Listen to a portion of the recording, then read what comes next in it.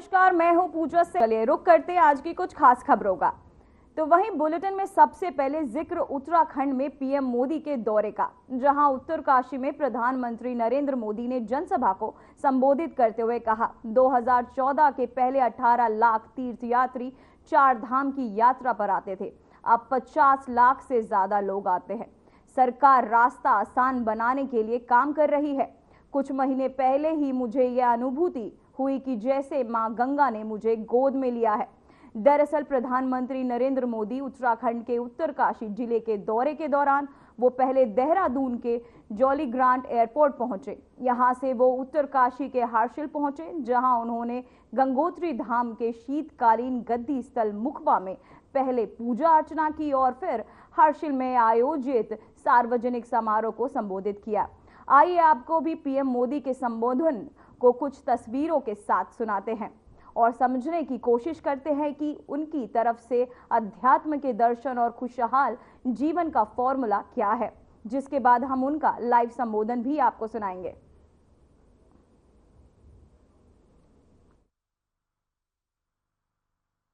उत्तराखंड की प्रगति के लिए नए नए रास्ते खुल रहे हैं। जिन आकांक्षाओं को लेकर उत्तराखंड का जन्म हुआ था, उत्तराखंड के विकास के लिए संकल्प हमने लिए थे। नीत नई सफलताओं और नए लक्ष्यों की ओर बढ़ते हुए वो संकल्प आज पूरे हो रहे हैं। इसी दिशा में शीतकालीन पर्यटन एक और बड़ा महत्वपूर्ण बड़ा कदम है। इसके माध्यम से उत्तराखंड के आर्थिक सामर्थ्य को साकार करने में बहुत बड़ी मदद मिलेगी। मैं इस अभिनव प्रयास के लिए धामी जी को, उत्तराखंड सरकार को बहुत बहुत बधाई देता हूं और उत्तराखंड की प्रगति के लिए कामना करता हूं। साथियों, उत्तराखंड को विकसित राज्य बनाने के लिए हमारी डबल इंजन सरकार मिलकर काम कर रही है। 4 धाम ऑल वेदर रोड, आधुनिक एक्सप्रेसवे, राज्य में रेलवे, विमान और हेलीकॉप्टर सेवाओं का विस्तार 10 वर्षों में उत्तराखंड में तेजी से विकास हुआ है। अभी कल ही उत्तराखंड के लिए केंद्र सरकार ने बहुत बड़े निर्णय लिए हैं। कल केंद्रीय कैबिनेट ने केदारनाथ रोपवे प्रोजेक्ट और हेमकुंड रोपवे प्रोजेक्ट को मंजूरी दे दी है।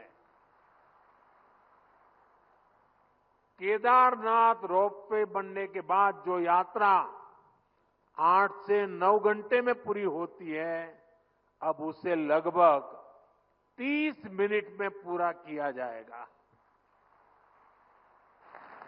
इससे बुजुर्गों, बच्चों, महिलाओं के लिए केदारनाथ यात्रा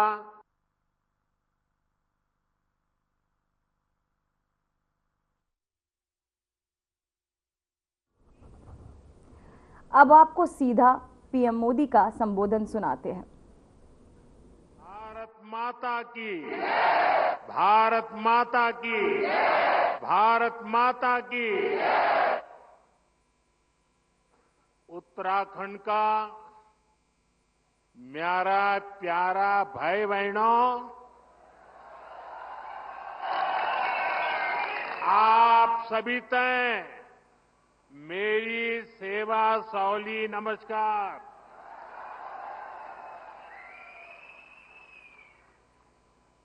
यहां के ऊर्जावान मुख्यमंत्री मेरे छोटे भाई पुष्कर सिंह धामी जी, केंद्रीय मंत्री श्री अजय टम्टा जी, राज्य के मंत्री सतपाल महाराज जी, संसद में मेरे साथी और भारतीय जनता पार्टी के प्रदेश अध्यक्ष महेंद्र भट्ट जी, संसद में मेरे साथी माला राज्य लक्ष्मी जी, विधायक सुरेश चौहान जी, सभी गणमान्य लोग, भाइयों और बहनों, सबसे पहले मैं माणा गांव में कुछ दिन पहले जो हादसा हुआ है उस पर अपना दुख व्यक्त करता हूं।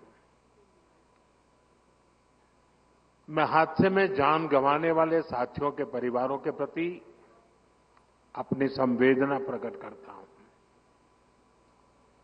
संकट की घड़ी में देश के लोगों ने जो एकजुटता दिखाई है उससे पीड़ित परिवारों को बहुत हौसला मिला है। साथियों, उत्तराखंड की ये भूमि हमारी ये देवभूमि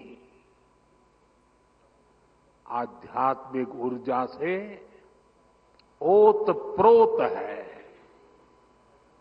4 धाम और अनंत तीर्थों का आशीर्वाद, जीवनदायिनी मां गंगा का ये शीतकालीन गद्दी स्थल आज एक बार फिर यहां आकर आप सब अपने परिवारजनों से मिलकर मैं धन्य हो गया हूं।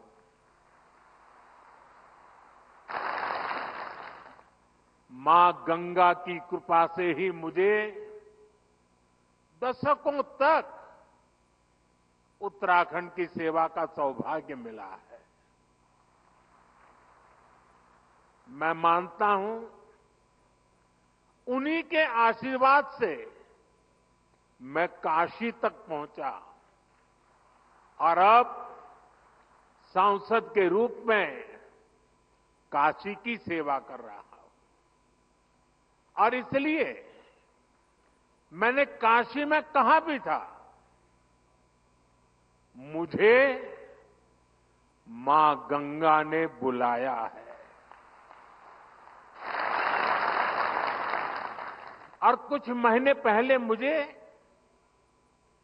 ये भी अनुभूति हुई कि जैसे मां गंगा ने मुझे अब गोद ले लिया है, ये मां गंगा की ही दुलार है।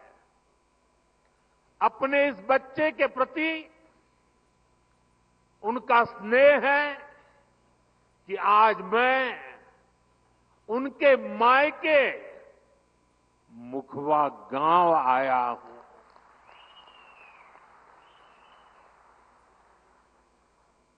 यहां मुझे मुखी मठ मुखवा में दर्शन पूजन का भी सौभाग्य प्राप्त हुआ है। साथियों, आज हर्षिल की इस धरती पर आया हूं तो मैं अपनी दीदी भूलियों के स्नेह को भी याद कर रहा हूं। वो मुझे हर्षिल का राजमा और तो वहीं मुख्यमंत्री पुष्कर सिंह धामी ने पीएम मोदी के उत्तराखंड आने पर उनका स्वागत किया। उन्होंने कहा उनके ऊर्जावान नेतृत्व और अथक प्रयासों से देवभूमि उत्तराखंड के विकास को नई ऊंचाइयों तक पहुंचाने वाले राष्ट्रीय उत्थान के महान साधक, विश्व के सर्वाधिक लोकप्रिय नेता आदरणीय प्रधानमंत्री नरेंद्र मोदी का देवभूमि उत्तराखंड आगमन पर हार्दिक स्वागत एवं अभिनंदन है। उत्तराखंड के मुख्यमंत्री पुष्कर सिंह धामी ने कहा, उत्तराखंड में जब भी कोई आपदा आई है, प्रधानमंत्री ने उसके निवारण में हमारा साथ दिया है।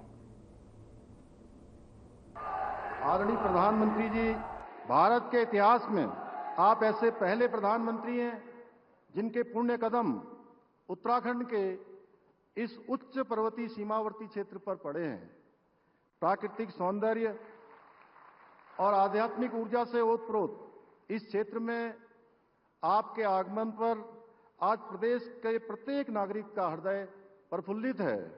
यह हमारा सौभाग्य है कि उत्तराखंड के चहुमुखी विकास के साथ साथ यहाँ की आध्यात्मिक एवं सांस्कृतिक विरासत को आगे बढ़ाने में हमें सदैव आपका मार्गदर्शन एवं सहयोग प्राप्त होता रहा है। उत्तराखंड के प्रति आपके असीम अनुराग और अनन्य स्नेह का ही परिणाम है कि आपके स्वर्णिम पग जब जब देवभूमि की धरती पर पड़े हैं, तब तब हमें उसका लाभ प्राप्त हुआ है। इसी क्रम में आज आपके पधारने से पूरे सीमांत क्षेत्र सहित संपूर्ण उत्तराखंड में पर्यटन को बृहद स्तर पर बढ़ावा मिलेगा, प्रोत्साहन मिलेगा। भाइयों बहनों, आदरणीय प्रधानमंत्री जी से मुझे जितनी बार भी भेंट करने का शुभ अवसर प्राप्त होता है, मुझे उत्तराखंड के विकास में अपने विकल्प रहित संकल्प को पूर्ण करने के लिए हमेशा एक नई दृष्टि और मार्गदर्शन प्राप्त हुआ है। इसी का परिणाम है कि चाहे उत्तराखंड में ग्लोबल इन्वेस्टर समिट हो या विश्व स्तरीय जी सम्मेलन की बैठकों का आयोजन हो या यूसीसी जैसा कानून लागू करना हो या फिर अभी हाल ही में उत्तराखंड में आयोजित हुए 38वें राष्ट्रीय खेलों का भव्य आयोजन हो, ये सभी अभूतपूर्व एवं ऐतिहासिक कार्य आदरणीय प्रधानमंत्री जी से प्राप्त मार्गदर्शन एवं सहयोग से ही सफलतापूर्वक संपन्न हो सके हैं। इतना ही नहीं, उत्तराखंड में जब भी कोई विपदा आई है, आपदा आई है, आदरणीय प्रधानमंत्री जी ने सदैव उसके निवारण हेतु आगे बढ़कर हमारा साथ दिया है, हमारा उत्साहवर्धन किया है, हमारा मार्गदर्शन किया है। चाहे वो केदारनाथ यात्रा मार्ग पर आई हुई आपदा की घटना हो, जोशीमठ में भूदशाओं की घटना हो, सिलक्यारा टनल हादसा हो या फिर अभी हाल ही में चमोली माड़ा गांव के पास हुई हिमस्खलन की घटना हो, आदरणीय प्रधानमंत्री जी के सतत सहयोग और मार्गदर्शन का परिणाम है कि हमें इतने बड़े बड़े संकटों से प्रदेश को उबारने में सफलता प्राप्त हो पाई है।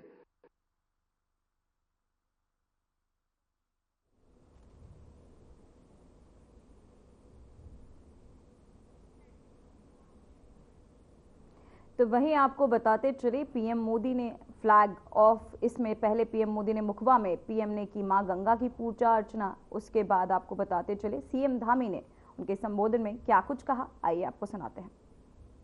किसी भी यात्रा का अनुभव अगर सुखद होता है, आप उसे याद रखते हैं, आप वही संस्मरण अपने साथी को सुनाते हैं, वो साथी अगर उससे आकर्षित होता है तो ये एक चेन बनती है और उसी चेन के बनने से जिस टूरिज्म के थ्रू हम डेवलपमेंट की बात करते हैं, उस गोल, उस लक्ष्य को साधना आसान हो जाता है।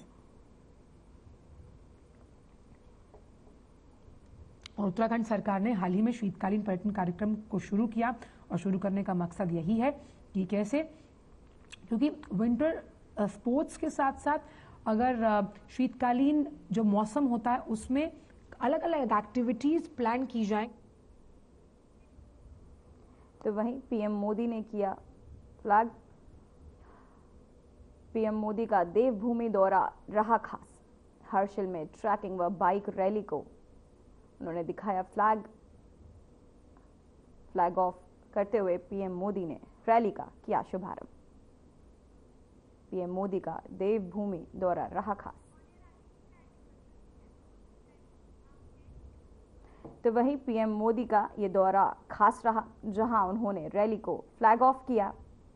साथ ही आपको बताते चले कि पीएम मोदी के इस दौरे को बेहद खास माना जा रहा है। साथ ही उन्होंने रैली को फ्लैग ऑफ किया और बहुत कुछ उन्होंने अपने संबोधन में भी कहा। चलिए आपको सुनाते हैं उन्होंने क्या कुछ कहा।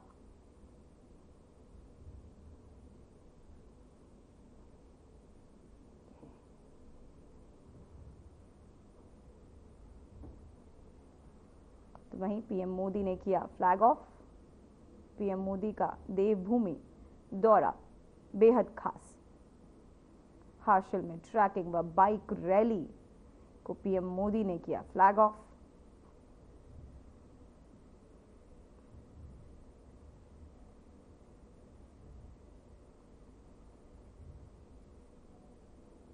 तो वहीं आपकी टीवी स्क्रीन पर आप देख सकते हैं इस दौरान सीएम धामी भी मौजूद। रैली को पीएम मोदी कर रहे फ्लैग ऑफ। हासिल के व ट्रैकिंग व बाइक रैली का उन्होंने किया शुभारंभ। तो वहीं कैबिनेट ने राष्ट्रीय रोपवे विकास कार्यक्रम के तहत उत्तराखंड के सोनप्रयाग से केदारनाथ और गोविंद घाट से हेमकुंड साहिब तक रोपवे के लिए मंजूरी दे दी है। बता दें कि प्रधानमंत्री नरेंद्र मोदी की अध्यक्षता में आर्थिक मामलों की मंत्रिमंडलीय समिति ने सोनप्रयाग से केदारनाथ और गोविंद घाट से हेमकुंड साहिब तक परियोजना की स्वीकृति दी। तो इसी जानकारी के लिए बता दें कि पर्वतमाला परियोजना के तहत इस परियोजना के निर्माण को मंजूरी मिलने के बाद परियोजना का डिजाइन, निर्माण, वित्त संचालन और स्थानांतरण मोड सोनप्रयाग के केदारनाथ के लिए 4081.88 करोड़ रुपए की लागत से विकसित किया जाएगा, जबकि गोविंद घाट से हेमकुंड साहिब के लिए 2730.13 करोड़ रुपए की लागत से विकसित किया जाएगा। तो वहीं केदारनाथ रोपवे को सार्वजनिक निजी भागीदारी में विकास करने की योजना है। इसके डिजाइन को क्षमता 1800 यात्री और एक दिन में 18,000 यात्रियों को ले जाएगी। इस योजना से यहां आने वाले श्रद्धालुओं के लिए वरदान साबित होगी और यह यात्रा 8-9 घंटे तक मात्र 36 घंटे में पूरी हो जाएगी। वहीं इस बारे में बीजेपी नेताओं के बयान पर आए हैं, तो वहीं आपको बताते चले इस पर। नमस्कार, मैं आज सबसे पहले हमारे देश के यशस्वी प्रधानमंत्री नरेंद्र मोदी जी का पतित पावनी मां गंगा के शीतकालीन निवास स्थल मुखवा उत्तरकाशी में उनका स्वागत और अभिनंदन कर रही हूँ। साथ ही आज के जो ऐतिहासिक काम, जो 2 परियोजनाओं को उन्होंने स्वीकृति दी है, मैं सोचती हूँ कि उत्तराखंड के लिए एक सौगात है। सोनप्रयाग से केदारनाथ, गोविंद घाट से हेमकुंड साहिब की जो ये रोपवे परियोजना है, वो वाकई उत्तराखंड के अंदर धार्मिक पर्यटन के साथ साथ उत्तराखंड की अर्थव्यवस्था को मजबूत करने का काम करेगी। मुझे विश्वास है कि रोजगार के नए अवसर विशेषकर हमारे युवा साथियों को मिलने वाले हैं, जिसमें चाहे होम स्टे योजनाएं हो, चाहे उनके एंटरप्रेन्योर प्रोग्राम्स हो, वो ज्यादा से ज्यादा लोग क्योंकि उत्तराखंड के अंदर अपनी यात्रा को सुचारू रूप से पूरा कर पाएंगे। उनकी यात्रा सुगम होगी, सुरक्षित होगी और कम समय में पूरी हो पाएगी। मैं सोचती हूँ वाकई ये एक ऐतिहासिक काम भारतीय जनता पार्टी की सरकार ने, डबल इंजन की सरकार ने, आदरणीय प्रधानमंत्री नरेंद्र मोदी जी ने और हमारे प्रदेश के यशस्वी मुख्यमंत्री पुष्कर सिंह धामी जी के सतत प्रयासों से और उनकी मेहनत से उत्तराखंड को मिली है। देश के यशस्वी प्रधानमंत्री माननीय मोदी जी का और युवा मुख्यमंत्री पुष्कर सिंह धामी जी का दिल की गहराइयों से धन्यवाद। जो डबल इंजन की सरकार है, आज उसका दम साफ साफ दिख रहा है। जो कमिटमेंट किए गए थे वो कमिटमेंट फुलफिल हो रहे हैं। जो कहा जाता था अटल जी ने दिया है उत्तराखंड और मोदी जी संवारेंगे, आज मोदी जी उसे संवारते हुए फिर नजर आए। आज बहुत ईमानदारी के साथ पर्वतमाला प्रोजेक्ट के तहत माननीय प्रधानमंत्री मोदी जी ने उत्तराखंड को एक बड़ी सौगात दी है कि एक जहां सोनप्रयाग से लेकर और केदारनाथ तक रोपवे, लगभग 4000 करोड़ रुपए की लागत का रोपवे अब हमें मिला है, जिससे अब श्रद्धालुओं के लिए रास्ता आसान हो जाएगा, यात्रा आसान हो जाएगी। वहीं दूसरी ओर जो हमारा गोविंद घाट है, उस गोविंद घाट से लेकर और हेमकुंड साहिब तक तीर्थयात्रियों के लिए और श्रद्धालुओं के लिए जाना आसान होगा, यात्रा सुगम होगी, सफल यात्रा होगी और लोग तीर्थाटन और पर्यटन दोनों का आनंद ले पाएंगे। दिल की गहराइयों से दोनों माननीय प्रधानमंत्री जी का और युवा मुख्यमंत्री का धन्यवाद। आज दोनों के लिए उत्तराखंड वासियों की ओर से एक चीज निकल रही है, बार बार उनके दिल से एक ही आवाज आ रही है, माननीय प्रधानमंत्री मोदी जी आने वाले हैं और उत्तराखंड वासी कह रहे हैं thank you Modi ji, thank you Dhami ji. तो वहीं बीजेपी अध्यक्ष महेंद्र भट्ट और बिरजू मोयाल के बीच की बातचीत का ऑडियो सोशल मीडिया पर वायरल हो रहा है, जिसके बाद अब बीजेपी प्रदेश अध्यक्ष ने बिरजू मोयाल के खिलाफ कानूनी कार्यवाही की बात की है। उन्होंने ट्वीट किया कि जिसमें उन्होंने कहा कि मैं बिरजू मोयाल को नहीं जानता हूं। उन्होंने बिरजू मोयाल का ऑडियो के साथ छेड़छाड़ कर पोस्ट करने का आरोप लगाया है। दरअसल सोशल इन्फ्लुएंसर बिरजू मोयाल के बीजेपी प्रदेश अध्यक्ष से अपनी बातचीत सोशल मीडिया पर पोस्ट की थी। युवक बिरजू मोयाल ने बीजेपी प्रदेश अध्यक्ष महेंद्र भट्ट को कॉल किया। फोन पर उन्होंने बीजेपी प्रदेश अध्यक्ष से पूछा कि क्या प्रेमचंद अग्रवाल को हटाने की कोई योजना बनाई गई है। इस सवाल का जवाब देते हुए महेंद्र भट्ट ने कहा था कि इसमें मैं क्या करूंगा, मोदी जी को फोन लगाओ, और जिसके बाद इस बातचीत को बिरजू मोयाल ने सोशल मीडिया पर पोस्ट किया, जो काफी वायरल हो रहा है। लोग इस ऑडियो को तेजी से वायरल कर रहे हैं।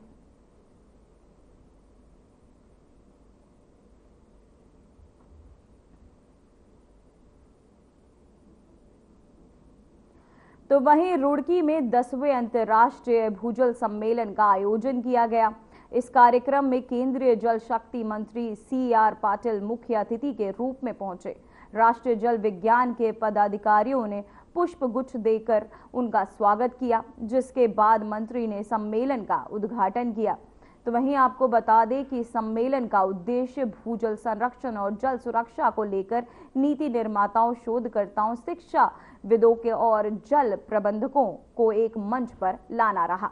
यह अंतर्राष्ट्रीय भूजल सम्मेलन 5 से 7 मार्च 2025 तक आयोजित किया गया है, जिसमें केंद्रीय भूजल बोर्ड, राष्ट्रीय स्वच्छ गंगा मिशन, राष्ट्रीय नदी संरक्षण निदेशालय, ब्रिटिश भूवैज्ञानिक सर्वेक्षण, HTWD और KTH स्वीडन जैसी संस्थानों का सहयोग रहेगा। सम्मेलन का मुख्य विषय भूजल विजन 2047 बदलती जलवायु के तहत जल सुरक्षा रखा गया है।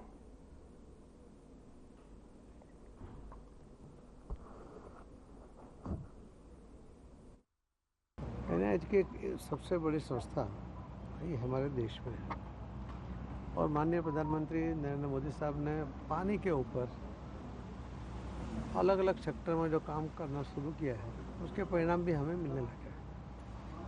NIH हमें उसके अंदर टेक्निकल मदद करती है, क्या करना चाहिए उसका सजेशन करती है, रिसर्च करती है। हमारे काम से उनको, देश को, लोगों को, फार्मर को या पीने के पानी में क्या फ़ायदा हुआ, अटल भूजल योजना के तहत जो रिसर्च करने की भी कोशिश होती है।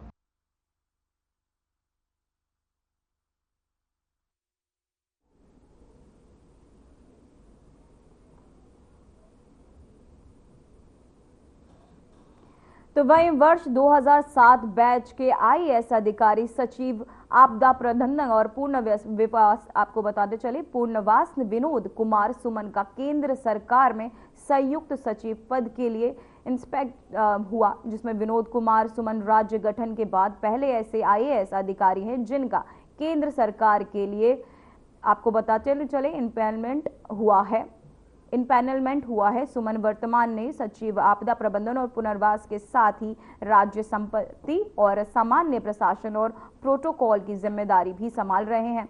इससे पूर्व उन्होंने सचिव वित्त प्रभारी, सचिव शहरी विकास, सचिव सहायकर्ता, सचिव कृषि, सचिव पशुपालन के रूप में अपनी सेवाएं दी है।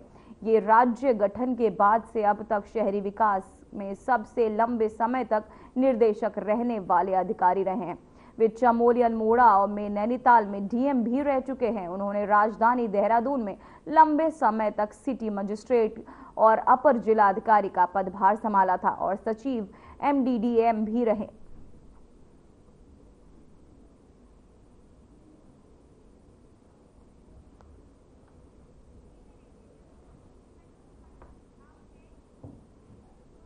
तो वहीं आपको बताते चले अगली खबर में हरिद्वार से है, जहां जिलाधिकारी कमरेंद्र सिंह की अध्यक्षता में हरिद्वार में आयोजित जिला सहायकर्ता समिति PCDNTD की बैठक में PCNDT अधिनियम के कड़ाई के पालन एवं तकनीकी निगरानी के साथ सामाजिक जागरूकता बढ़ाने के निर्देश दिए गए हैं। बता दें कि बैठक में अल्ट्रासाउंड केंद्रों के नियमित छापेमारी, पंजीकरण एवं निरीक्षण रिपोर्ट तैयार करने के आदेश जारी किए गए, ताकि जनपद में कोई भी सेंटर भ्रूण परीक्षण न कर सके। वहीं भ्रूण परीक्षण करने वाले और कराने वालों की जानकारी देने वाले व्यक्ति को 1 लाख रुपए का पुरस्कार दिया जाएगा। साथ ही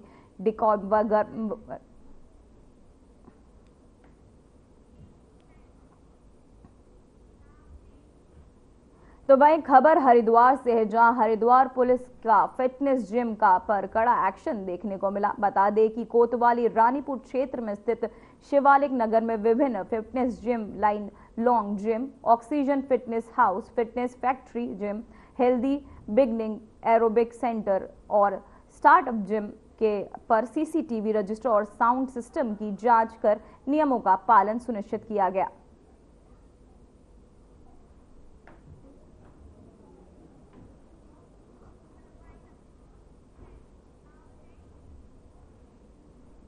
फिलहाल बुलेटिन में बस इतना ही। मुझे दीजिए इजाजत। नमस्कार।